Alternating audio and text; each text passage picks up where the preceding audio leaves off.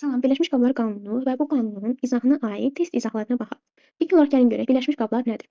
Birləşmiş qablar açıq səthləri olan və bir-biri ilə əlaqələndirilmiş qablara Birləşmiş qablar deyirlər. Açıq səthlərin sahəsi bir-birinə bərabərdir. Yəni buranın da enkəsin sahəsi S-dir, buranın da enkəsin sahəsi S-dir. Bu iki hissə bir-birinə bərabərdir. Həmçinin bunlar U şəklinə bənzədiyi üçün və ya U hərfinə bənzədiyi üçün buna U şəkilli borular da deyilir. Gəlin biz bu hər iki boru üçün tarazlıq şərtini yazmağa çalışaq. İlk olaraq biz bu mayelər üçün sərhəd nöqtəsini çəkməyə çalışacağıq. Sərhəd nöqtəsi elə götürülür ki, bunun aşağısında qalan mayenin sıxlığı bir-birinə bərabər olsun. Deməli, bunu qaldıraq bu hissəyə və uzadıraq. Bax, bu ola bizim tarazlıq xəttimiz. Fikir verin, bundan aşağıda qalan maye ancaq ρ2-dir. Yəni bu hissədəki mayemiz ancaq ρ2 sıxlıqlı mayenin yaratdığı təzyiq. Yəni bu hissədə bir-birinə bərabərdir, bu hissədə bir-birinə bərabərdir. Yuxarıda isə fikir verin, ρ1 sıxlıqlı mayenin H1 hündürlüyündə yaratdığı təzyiq var sol tərəfdə. Sağ tərəfdə isə ρ2 sıxlıqlı mayenin H2 hündürlüyündə yaratdığı təzyiq var. Həmçinin bunların hər ikisi ağzı açıq olduğu üçün yuxarıdan atmosfer təzyiqi var. Biz bunlara əsasən tarazlıq şərtini yazmağa çalışsaq, baxın, sol tərəfdə deməli nə oldu? P0 üzərinə gəlsin. Həmçinin H1 hündürlüyündə ρ1 mayesinin yaratdığı təzyiq var. Buna biz məsəl üçün P1 deyək. Üzərinə gəlsin P1 bərabərdir.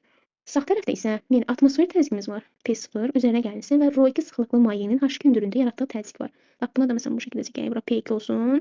Bu hissədə isə P1 qazın mayesinin yaratdığı təzyiq olsun. P2. P1 deyək. Deməli, oldu. Burada da P2. Buradan hər iki tərəfdən atmosfer təzyiq olduğu üçün bunlar bir-birini aparır, qalır yerdə. P1 bərabərdir P2. Bunların da yerinə biz bunlarla yazdıq. ρ1 vurulsun H1 vurulsun J bərabərdir. ρ2 vurulsun H2 vurulsun J. Buradan J-lər ixtisas edəndə qalır. ρ1 H1 bərabərdir ρ2 H2. Biz Birləşmiş Qablar Qanununu alırıq. Birləşmiş Qablar Qanununda müxtəlif mayələrin hündürlükləri onların sıxlıqları ilə tərs mütənasib asılıdır. Biz bunu nisbət şəklində belə də yaza bilərik. Deməli, ρ1 bölünsün ρ2 bərabərdir H2 bölünsün H1. Buradan həqiqətən qanunun doğruluğunu biz isbat eləmiş olduq.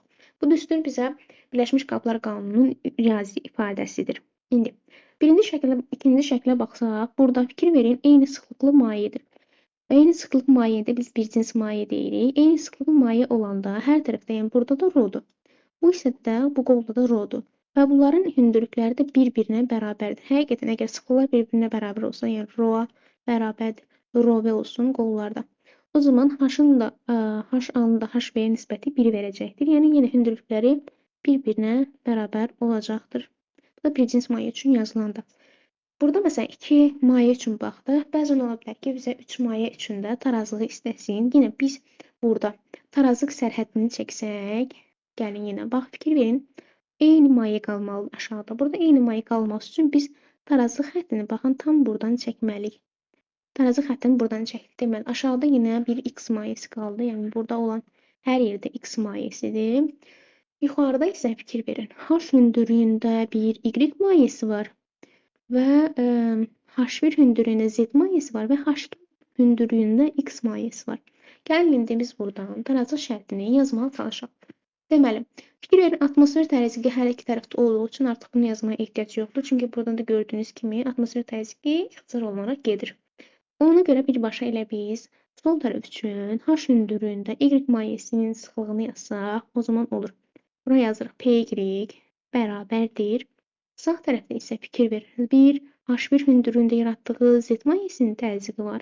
PZ üzərinə gələnsin. Bir də burada H2 hündürlüyündə X mayesini yaratdığı təzyiq var. Üzərinə gələnsin TX. Bunların açılış şəklində yazsaq, o zaman belə olur. ρY H vurulsun J bərabərdir. PZ-in yerinə ρZ vurulsun hündürlüyü H1 vurulsun J üzərinə gələnsin. Burada H2 hündürlüyündə bizdə X mayesi var. ρX vurulsun, H2 vurulsun J-yə. Hər tərəfdə J-lər getsin. O zaman buradan belə bir ifadə alınır. ρYH bərabərdir. ρZ vurulsun H1-ə üzərinə gəlsin. ρX vurulsun H2-yə. 3 dənə maye olanda bu şəkildə qayda çıxmış olur. Bunun yerləri dəyişə bilər bu arada. Yəni, əsas məsələ tarazlıq sərhəddini çəkib, daha sonra ona uyğun tarazlıq şərtini yazmaqdır. Aşağı tərəf bərabərdir, yuxarı tərəfində biz təzyiqlərin bərabərliyini istifadə edərək Birləşmiş Qablar Qanununu yaza bilərik. İndi, Daha sonra biz baxaq, manometr birləşdirilmiş. Manometr bilirsiniz ki, qazların təzyiqini ölçmək üçün istifadə olunur. Manometr birləşdirilmiş borulara baxaq. Burada isə fikir verin. Yenə eyni şəkildə. Baxın, biz tarazı sərhəddini çəksək, bu hissədən aşağıda eyni maye qalmalıdır. Tarazı xəttimizi çəkdik. Aşağıda fikir verin, yenə X mayesi qalıbdır. Burada X mayesidir. Yuxarıda isə biz yenə tarazlıq şərtini yazmağa çalışsaq, burada fikir verin, artıq atmosfer təzyiqini nəzərə alacağıq. Çünki burada sadəcə bir tərəf açıqdır. Digər tərəf isə qazla bağlıdır, bağlanılıbdır. Deməli, burada aşağı doğru bir P0 atmosfer təzyiqimiz var. Bir də H hündürlüyündə yaranan bir X mayesinin yaratdığı təzyiq var. Burada məsələn bir Px yazaq. Bu hissədə isə sadəcə qazın yaratdığı təzyiq var. Tarazlıq şərtindən istifadə etsək, deməli, o zaman sol tərəfdə olur P0 üzərinə gəlsin Px bərabərdir P qazı. Bunu açıq şəkildə yazsaq, o zaman P qaz bərabərdir P0 üzərinə gəlsin ρx J H. Bu şəkildə alınır. Bunun bir də tərsi şəklində ola bilər. Yəni necə? Fikir verin, artıq burada yenə biz tarazı xəttini çəksək, yenə aşağıda eyni maye qalmalı. Tarazı xəttini yenə buradan çəkirik. Aşağıda yenə X mayesi qalıbdır. Eyni sıxlıqlı mayedir hər iki tərəfdə. Bunda əsasən biz tarazlıq şərtini yazsaq, yuxarıda yenə burada bizdə P0 atmosfer təzyiqi var. Fikir verin, bu hissədə sadəcə aşağı doğru P0 var. P0. Amma sağ tərəfdə bir fikir verin, burada P qazının yaratdığı bir təzyiq var. Bir də H hündürlüyündə X mayesini yaratdığı. Burada da məsələn Px mayesini yaratdığı təzyiq var. Bir burada P qaz var, bir də Px mayesini yaratdığı təzyiq var. Buna əsasən biz yenə tarazlıq şərtini yazsaq, deməli, sol tərəfdə sadəcə bizdə P0 var. P0 bərabərdir P qaz üzərinə gəlinsin Px. X-in təzyiqi. Buradan biz qazı tapsaq, qazın təzyiqini tapsaq daha doğrusu, P qaz bərabərdir. P0 çıxılsın Px-ə. Buradan da yenə əvəz eləməklə yerinə yazsaq, P qaz bərabərdir. P0 çıxılsın. Px-in də yerinə yenə ρx J hündürlüyü də bizə H verir. H bu şəkildə alınmış olar. İndi bunlara uyğun olaraq gəlin məsələ həllərinə baxaq. Deməli, ilk olaraq baxırıq neçə? 31-ci suala. Birləşmiş qablarda sütunun hündürlüyü nə qədər olmalıdır ki, o 40 sm hündürlükdə kerosinin sütunun təzyiqini tarazlaşdırsın? Biz bayaq ki, birləşmiş qablar qanunundan istifadə edərək tarazlıq şərtini yaza bilərik. Necə idi bizim tarazlıq şərtimiz? ρ1 bölünsün ρ2 bərabərdir h2 bölünsün h1.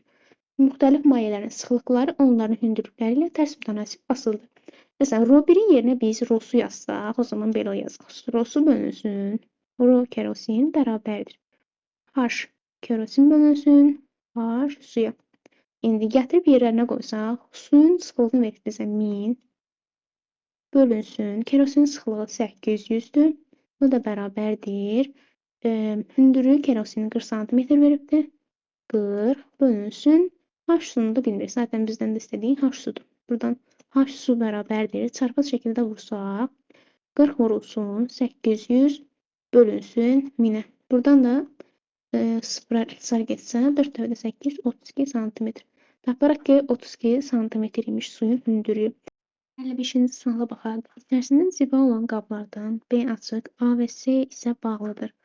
A və C qablarında havanın təzyiqini müəyyən edin. Yenə biz əvvəlki qaydada olduğu kimi ilk olaraq gəlin tarazlıq xəttini çəkməyə çalışaq.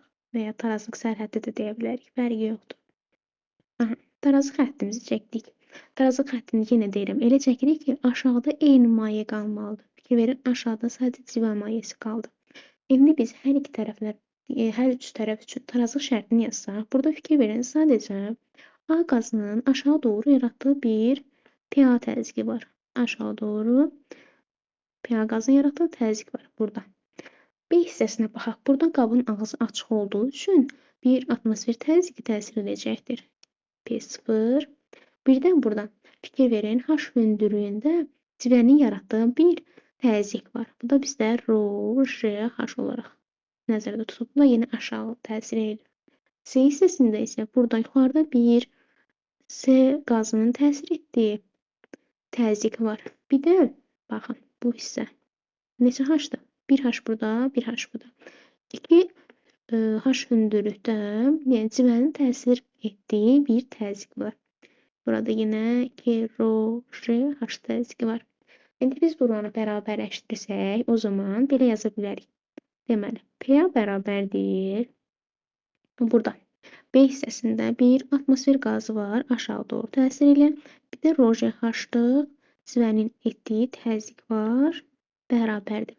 C hissəsində isə S qazının təzyiqi var, bir də üzərinə gəlsin 2H hündürlükdəki civənin təzyiqi var, o da 2 rho J H. İndi burada nə? Biz birinci ifadədən alırıq ki, P-yə bərabərdir rho 0 plus rho J H. Yəni A-nı tapmış olduq. İndi C-ni tapmağa çalışsaqsa, o zaman bu belə uzacaqdır. P0 üzərinə gəlirsə rho J H bərabərdir. PS üzərinə gəlirsin 2 rho J H. Buradan biz PS'ni tapmağa çalışsaq, yəni C qazının təzyiqini tapmağa çalışsaq olacaqdır. P0 üzərinə gəlirsin rho J H çıxılsın 2 rho J H keçir o tərəfə. Ona görə işarəsi dəyişir. Minus olur rho J H. O zaman buradan C qazının təzyiqi bərabərdir. P0 çıxılsın rho J H. Bunun əsasında cavab olur B variantı.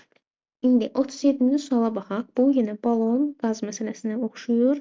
Daha doğrusu manometrlə birləşdirilmiş boru məsələsinə oxşuyur. Burada balondakı qazın təzyiqi nəyə bərabərdir? Atmosfer təzyiqini veribdir. Yenə biz tarazı xəttini çəkməyə çalışdıq. Tarazı xəttini yenə elə yerdən çəkməliyik ki, aşağıda qalan eyni maye olmalıdır. Deməli, fikirlərin aşağıda sadəcə civə qaldı. İndi biz buna əsasən tarazlıq şərtini yazsaq, fikir verin, sol tərəfdə bir P qazının yaratdığı təzyiq var. Bu hissədə baxın aşağı doğru. Bir də 20 mm-lik hündürlükdə civəni yaratdığı bir təzyiq var. Buna P civə deyək. Bir də indi sağ tərəfə baxsaq, burada qabın ağzı açıq olduğu üçün burada artıq biz atmosfer təzyiqini nəzərə alacağıq. Deməli, sağ tərəfdə sadəcə atmosfer təzyiq var. Biz yenə bunları əsasən tarazlıq şərtini yazsaq, sol tərəfdə deməli bizdə oldu qazın təzyiqi üzərə gəlsin. Civənin təzyiqi, bu da bərabərdir. Sadəcə sağ tərəfdə yaranan atmosfer təzyiqinə. İndi bizdə buradan qazın təzyiqini istəyir. O zaman P qaz bərabərdir. P0 çıxılsın civənin təzyiqinə. İndi qiymətləri yerinə yazsaq, P qaz bərabərdir. Atmosfer təzyiqini bizə verib 760 mm civə sütunu. Civənin təzyiqi isə 20 mm civə sütunudur. 20 da bərabərdir. 760-dan da 20-sini çıxanda o deyil 740 mm civə sütunu. Cavab edir D variantı. Xoş izləmələr, izlədiyiniz üçün təşəkkürlər.